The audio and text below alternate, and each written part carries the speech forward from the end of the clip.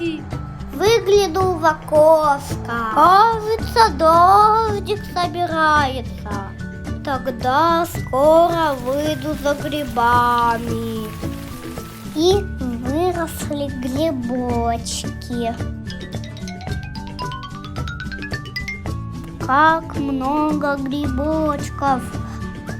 Кажется, сегодня медведь будет кушать грибы. В корзинку положил грибочки. И вдруг он нашел мед. О, мед.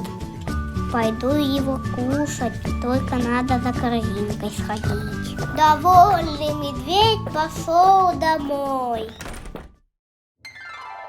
Автор мультика Ронова Лида, 6 лет.